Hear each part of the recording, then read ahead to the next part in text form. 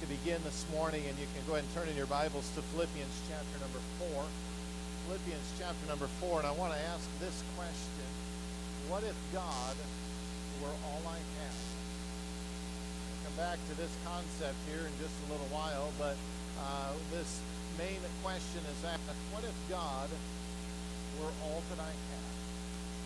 I believe that our culture has affected us as believers in probably more ways than we understand. Our culture is one that is driven for success, and that success oftentimes comes with tremendous sacrifice.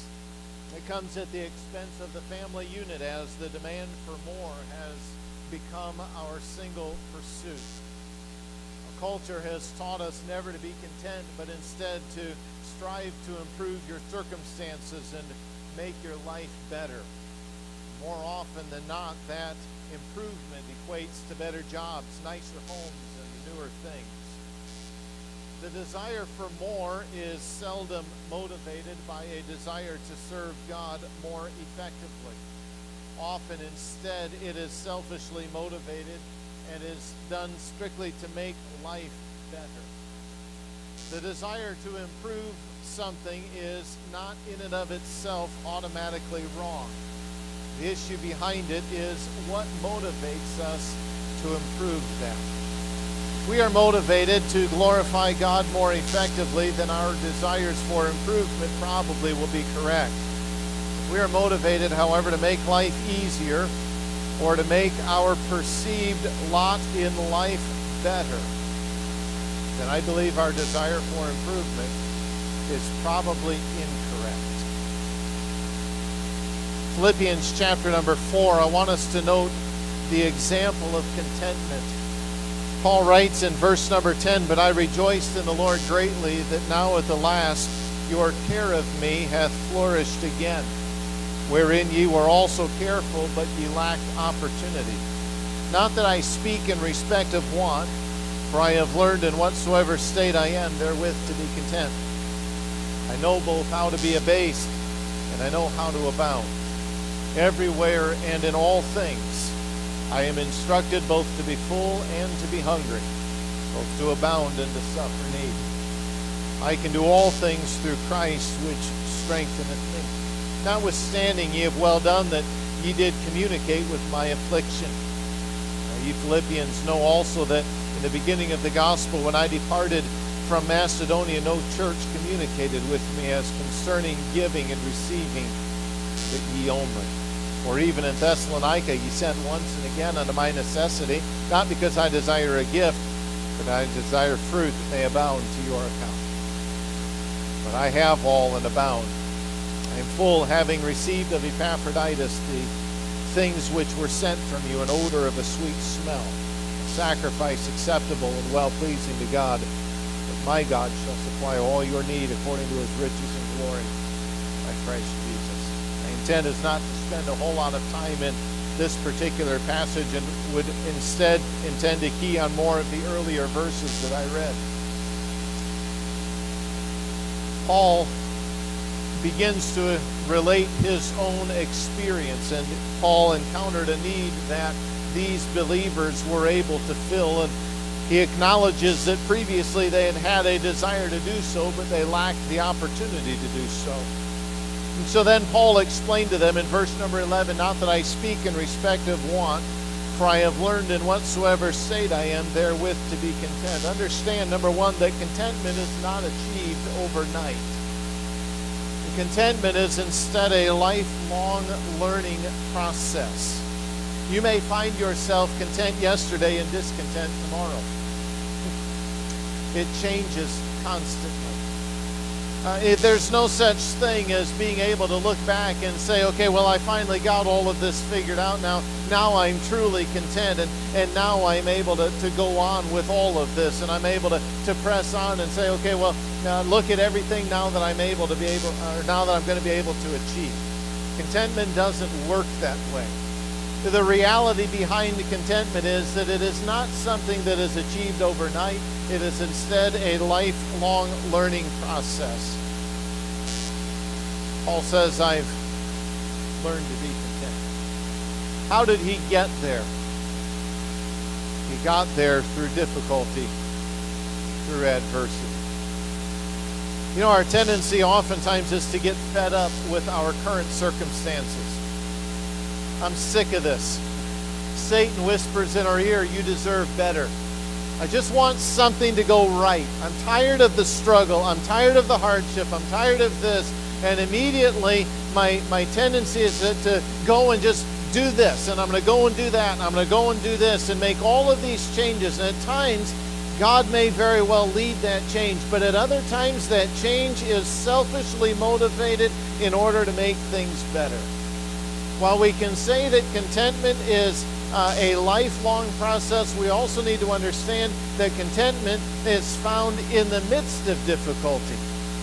It is not achieved by avoiding difficulty. Paul didn't say, I figured out this lesson of contentment and because I went ahead and, I abandoned this. No, right in the midst of all of that, Paul says, I learned this.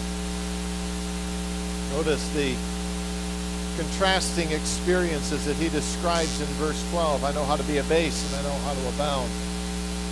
Paul experienced times of deep poverty as well as times of abundance. Let me just get the concept, I understand Paul's idea of poverty out of your head. Okay? Because you probably don't. Paul's concept of poverty and our concept of poverty in America are two totally different concepts of poverty. My checking account got down to $1,000. Yeah, boy, I understand Paul. Yeah, I understand what Paul said when he meant I had poverty. Others are saying my checking account hasn't seen $1,000 in I don't know how long. I understand what Paul means when he said poverty. No, we probably don't. We've got plenty of nice vehicles. Okay? I don't want to get you to take a look outside, but nonetheless, they're out there. At least they were a few minutes ago. Okay? We're assuming that they are still out there. Point is, we can't sit there and, oh yeah, boy, I understand Paul's economic skill here. I'm not saying that we've not experienced times of adversity, but the concept of poverty that Paul is talking about, we don't relate to that well at all, okay?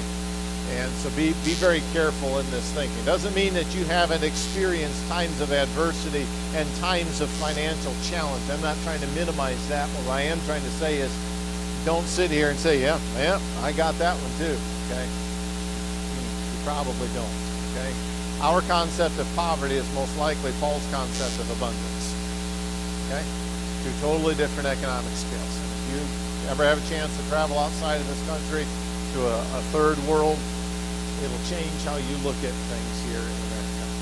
And we don't have a very good perspective on that. All right, now, enough of that. Now, Paul says, everywhere and in all things. Doesn't matter what situation I'm in.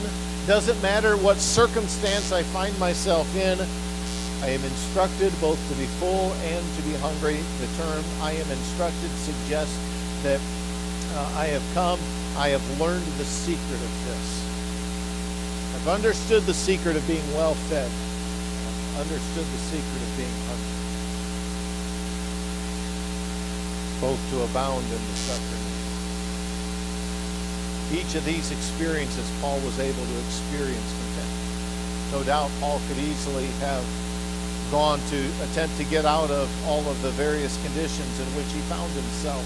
But Paul realized it was up to God ultimately to change the circumstances. Regardless of what he faced, he determined that he could be content with what God brought into his life. This whole concept right here absolutely is the opposite of what our culture tells us to do. Our culture and our sense of personal worth cries out, you deserve better. Satan fills our minds with questions of why we have to endure challenging circumstances. Why can't we experience what others are able to experience? Why is it that I always have it so rough and they always have it so easy? Grass is often greener on the other side of the fence in our own minds. A professor of mine from West Virginia probably gave the best description of that when he said, be careful, it might be the septic drain. It might be green, but it's not what you want. And oftentimes we have a tendency to begin looking at things and say, okay, well, look, I can do this, and everything then is going to be better, and I can make this, and I can do this, and all of these things are going to come into place. And again, I'm not saying that it's wrong automatically to come along and seek to improve or seek to better. That's not what I'm saying. What I'm saying is, who's making that decision? Is it you or is it God? You see, Eve looked at the fruit and said, wow, you know what? God's restriction on my life is actually unfair, Satan, come to think of it. Let me go ahead and eat this, because by eating this, I will actually improve my situation. I'll be as gods, knowing good and evil. But God said no. Lot looked at the plains of Sodom and Gomorrah, and you know what he observed about them? They are well watered. There's prosperity over there. There's none here.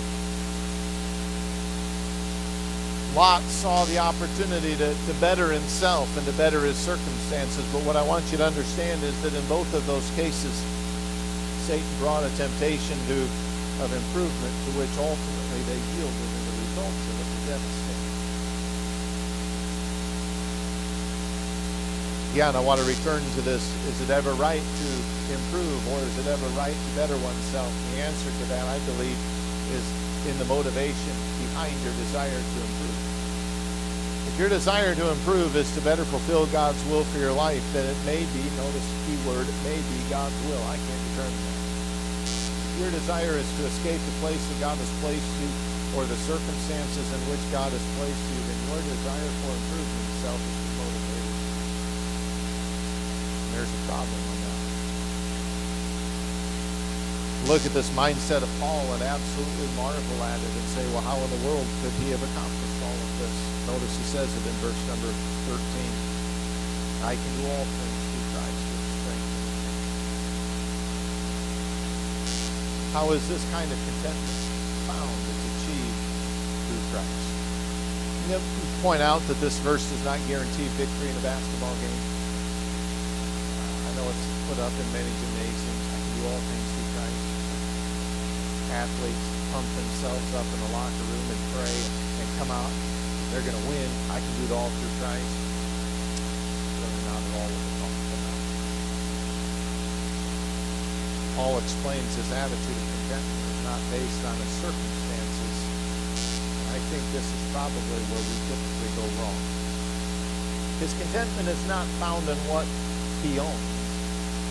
His contentment is found in the one who owns him. It's not found in things. It's found in God. And that leads me back then to the central question that I asked at the beginning of this particular lesson. What if God were all I have? Would that be enough to satisfy? I'd like to stand here and say, oh, yeah, absolutely. But when I finish this message, I closed my computer and I had one word, wow. Then I had three more. That was convicting. Okay, move on to something else. No, I'm teasing. But the whole processing of this. What if God were truly all that I have? God has created us with certain God-given needs. These needs are designed by God, and these are legitimate needs that He has equipped us with, but they are designed to draw us closer to God.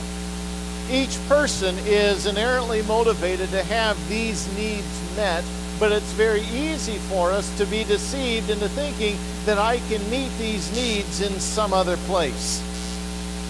When I try to find and try to search for the fulfillment of these needs in other places or in places other than God, I will find inevitably frustration and emptiness, because no person, no possession, and no position can take the place of what God can do. None.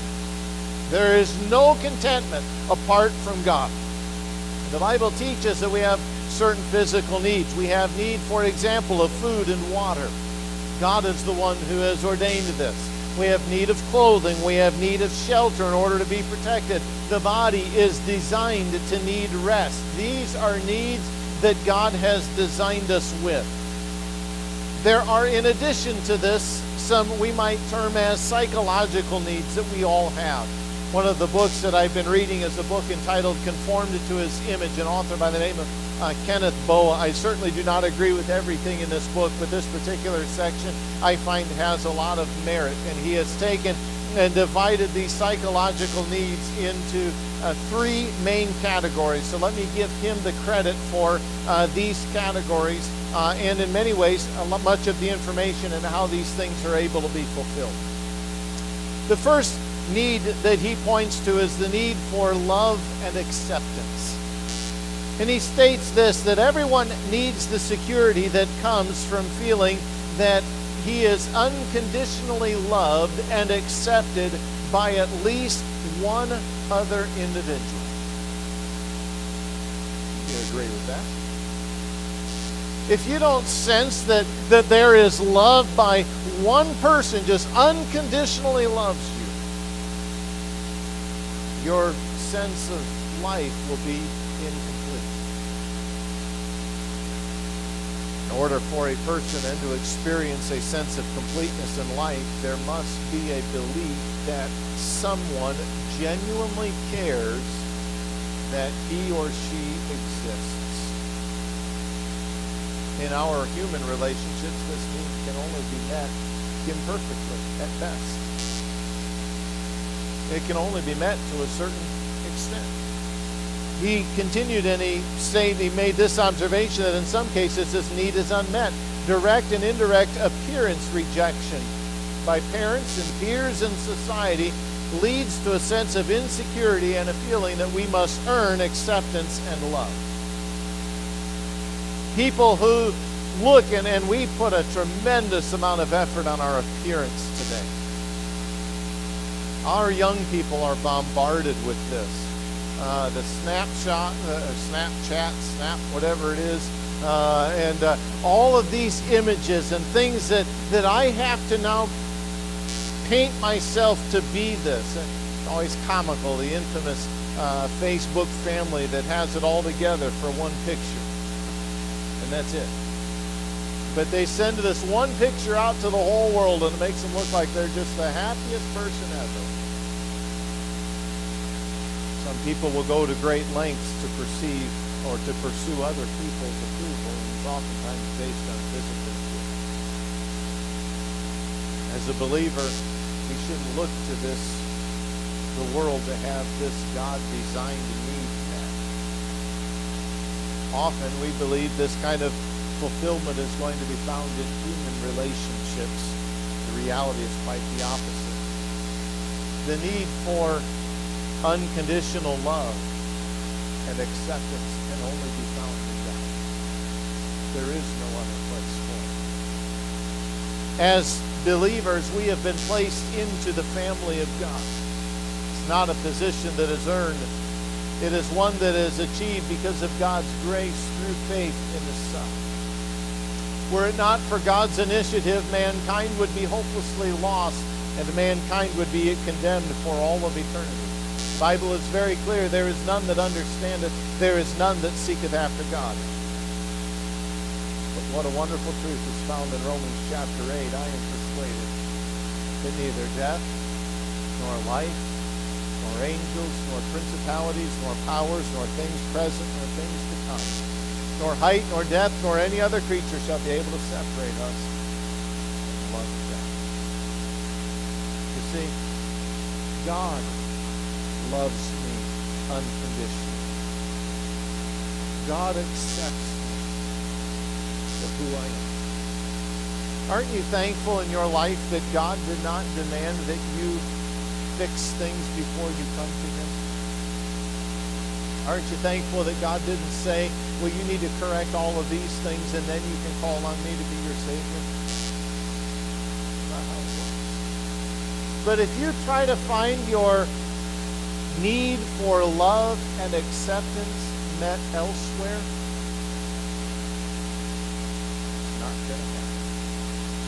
A second need that is God-given is that of significance and identity. Individuals need to feel, in other words, that they are worthwhile and that there is a purpose to life. We talked about appearance rejection. Let's talk about personhood rejection, where you are rejected as a person and it creates an adverse effect on your feeling of personal worth and reason for living. Those who have the acceptance rejection will be faced with insecurity. Those who are rejected based on their person will have a sense of inferiority. They will never be enough. The problem is that they are looking at the wrong thing. They are looking at everything that is going on, and they then try to begin to find this sense of purpose in everything else. They look for it in more things. Maybe that's where it is. They look for it in better circumstances or maybe just nicer things. The problem is that in each case, they've lost what is really the most important. The third area is that of competence and fulfillment. In other words, people are governed by the belief that one's life has made a difference, that what we have accomplished will ultimately last. It's hard when you don't feel like you're making a difference, is it not? You ever felt like you're spinning your wheels in life? What's the point? What's the point going on? I'm not making any difference here. And I'm not doing any of this and so forth. And we will oftentimes, and this is, you had an acceptance rejection, you had a personhood rejection. This is the performance rejection. The acceptance rejection leads to a sense of coming along and saying, well, I'm empty without this love. The identity suggests I'm inferior. This one's going to suggest, hey, I'm inadequate. Who wants to be inadequate? Sign me up, right? Here, you come do a job that's going to do absolutely nothing. I want you to take and pull all of these nails out of this 8-foot 2x4 today. Tomorrow, you will pound these very same nails back into this very same board. The next day, you will come and remove all of these nails that you just pounded back in. What? Who wants to do that? We all have a desire to have a need, a fulfillment, and be able to come along and achieve what God has called us to do. Both the significance and the identity, as well as the confidence and the fulfillment, God has also provided a means for that to be able to be fulfilled.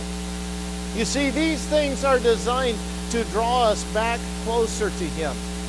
And while we may look for love and acceptance somewhere else, understand, if you are a child of God, there is nothing that can separate you from His love. You are always going to be loved by God.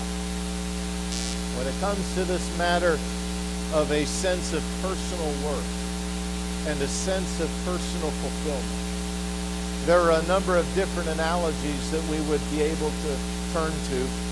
We could look, for example, at the analogy of the body of Christ, where individuals have relationships with each of the members. 1 Corinthians chapter number 12. But there's another analogy that is found in 1 Peter chapter 2 and verse 5, and this is where Peter describes them. He says, you also are lively stones. You are built up a spiritual house. You are a stone within God's building.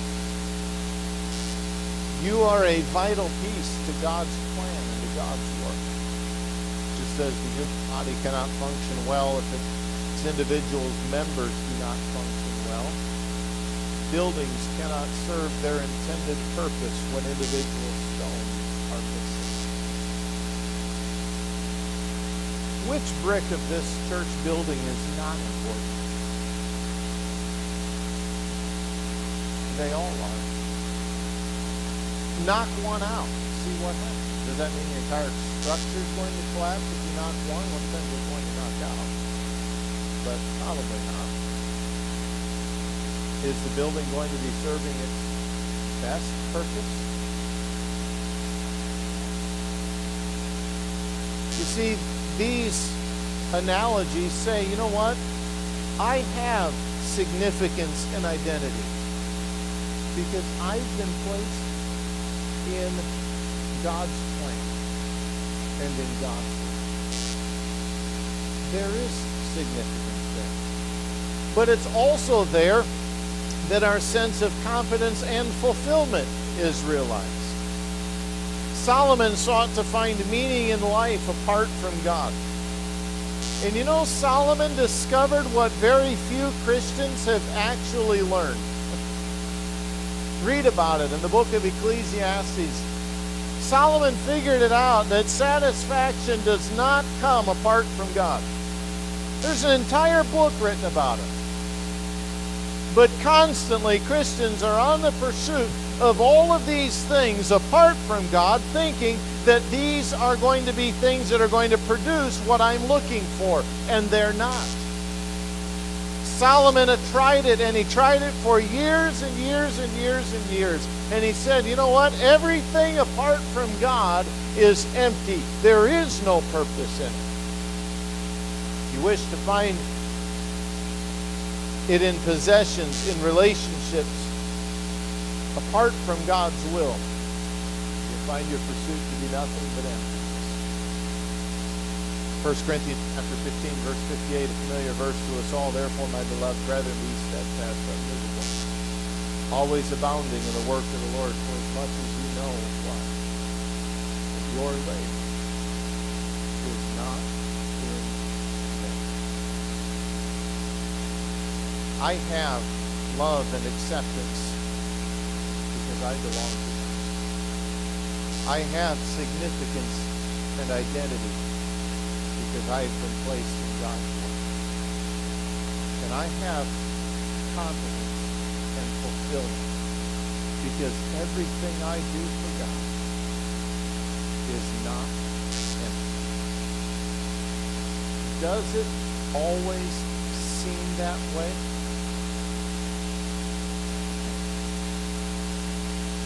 Back to the question that I've asked a couple of times. What if God were all I had? Let me ask, based on what we just said, is God enough? In fact, can we not say that God is more than enough? Then why do we get so wrapped up in things and in attitudes of unfortunately discontent? Let's go to Job chapter number 1. What if all of the things that we valued were stripped from us? It's amazing how we have been programmed in, I believe, ways we don't even realize. We have looked at all sorts of things. I mean, for example, let me just give one example. Isn't it amazing how bad our day can go when something as simple as a cell phone isn't working correctly? Isn't it amazing the level of frustration that brings about? Okay. Some may look at that and say, this has been a good day. Why? Because my phone's broken. Okay. Others may not have that same mindset. But you know how frustrated we get when we're trying to dial the number and that screen won't pop up? Do you remember 20 years ago when we didn't have cell phones? Just started to come out?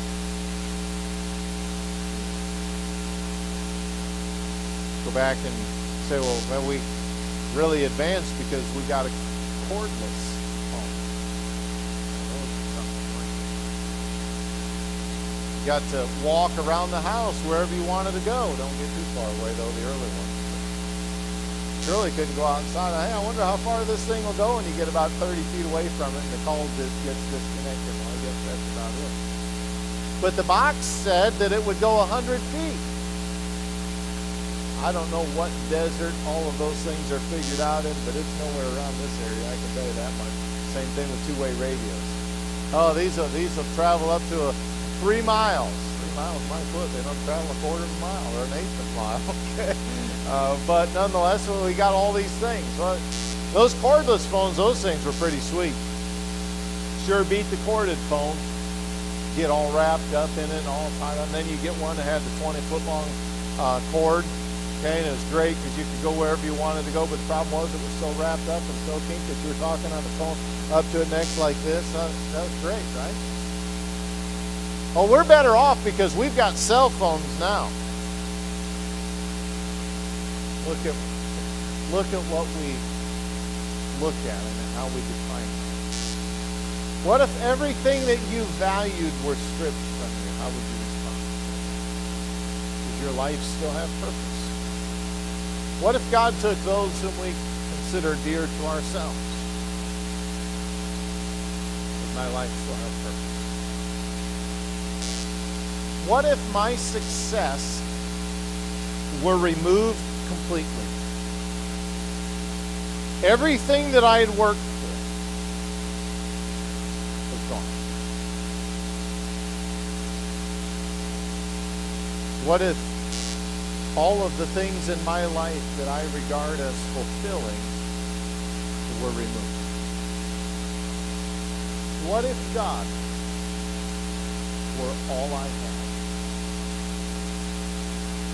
We find in the example of Job incredible loss.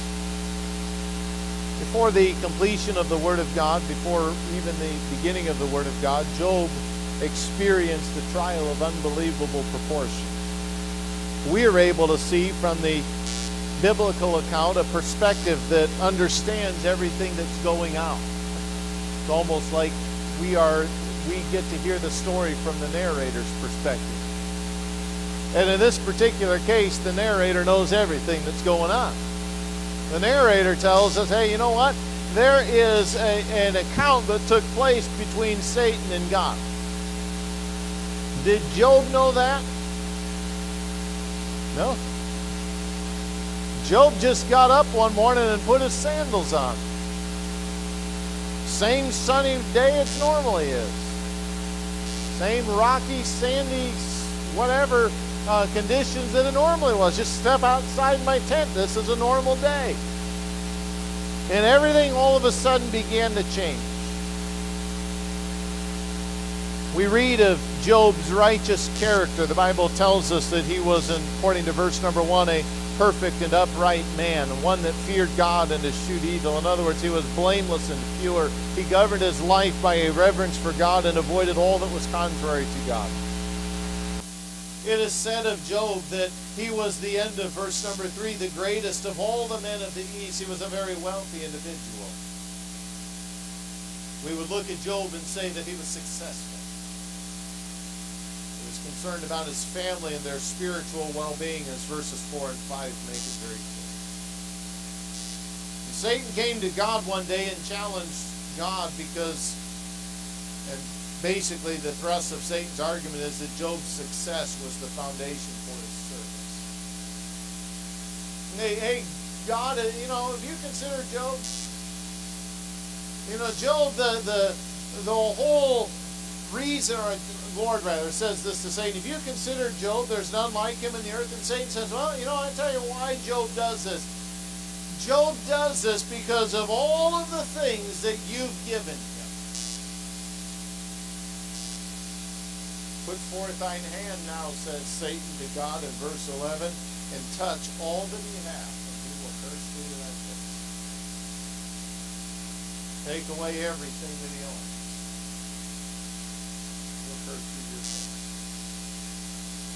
If God dares to take away anything that we own, we start cursing him.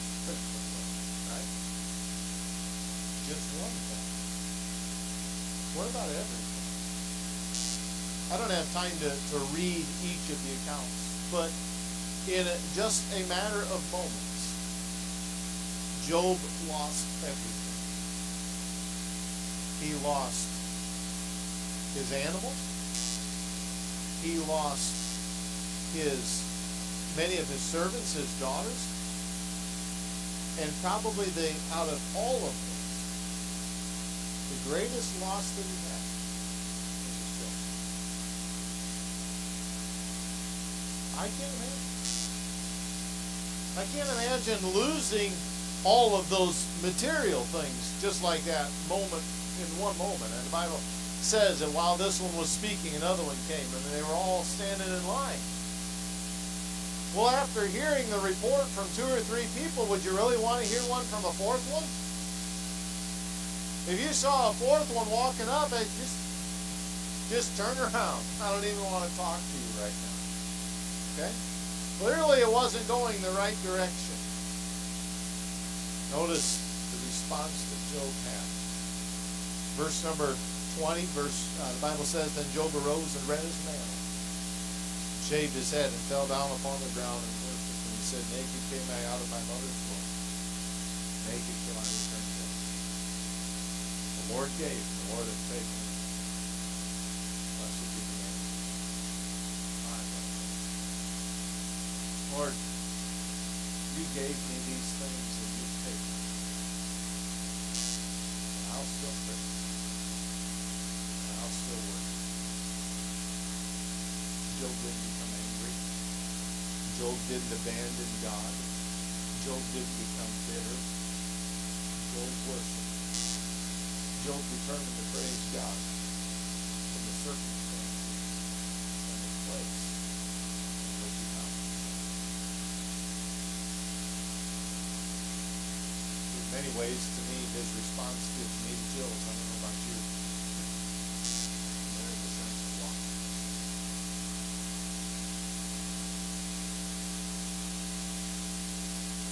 Many of us struggle to be content as Paul was and as Job was because our contentment is rooted in the wrong place. We're looking for the identity and the acceptance and significance in jobs, in relationships, in possessions. God says no. It's not the problem. It's interesting to me to compare Job's response to Abraham. Genesis chapter 12, and I don't have time to look at these, but in Genesis 12, God promised Abraham that he would make him a very great nation. Abraham was unable to comprehend all that God had intended for him.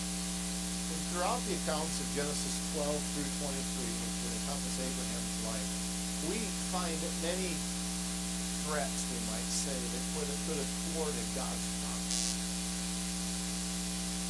There were times when the circumstances to have this nation that God promised, they didn't match up. We know the biggest problem was he didn't have a child. That was one issue. Okay? And so they said, well, let's just have, this with Hagar. Nope, not God's will. Seemed like a good solution, all right, to somebody. Not to God. The greatest threat was in Genesis 23 when he was told, I want you to go and sacrifice your son. There's the greatest threat. But early on in Genesis 12, you find that there was all of a sudden a famine. God said to Abraham, I'm going to make you this land. I'm going to make this land great. And there was a famine. And Abraham said, oh, I need to go to Egypt.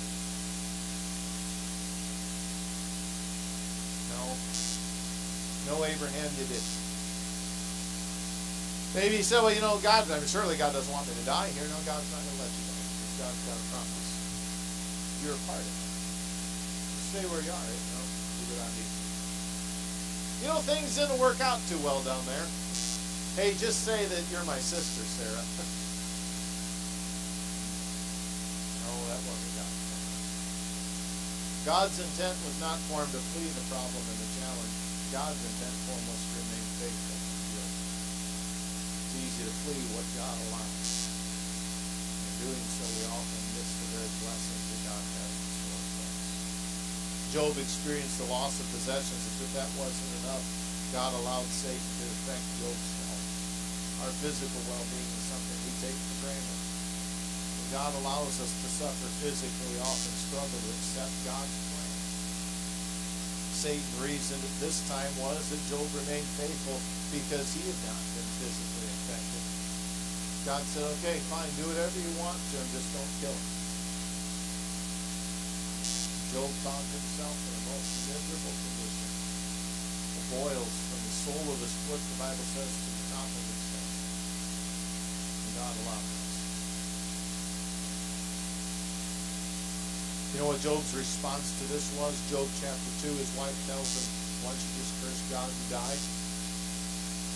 The Bible says in verse number 10, I'll speak as if one of the foolish women speaketh. Here's what I want you to see. Shall we receive good at the hand of God? And shall we not receive evil? What is God? Good luck charm to you? What do you expect from God? Blessing. We pray for it.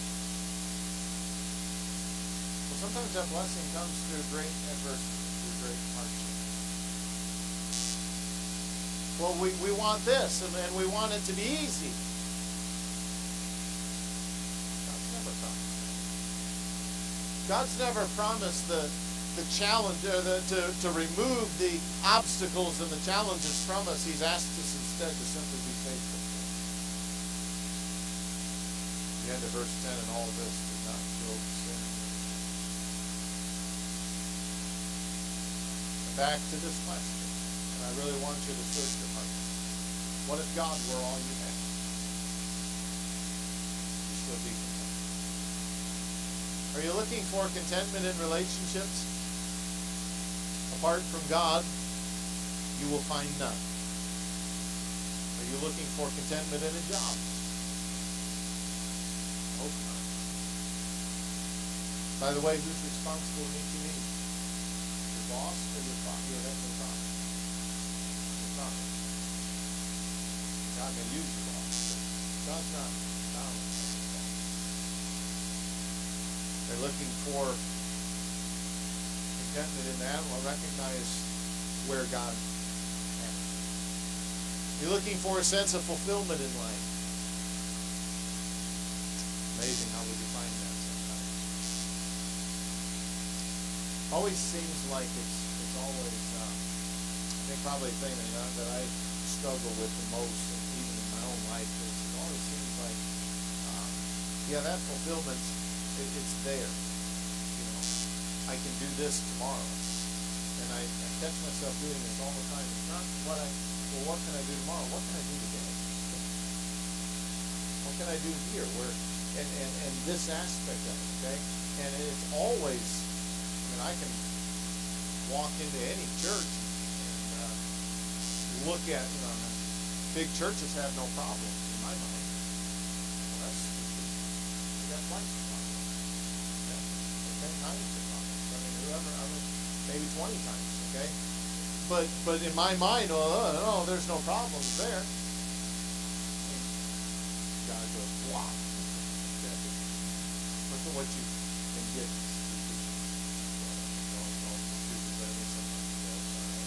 And it's like, look at this now. Your labor, when done in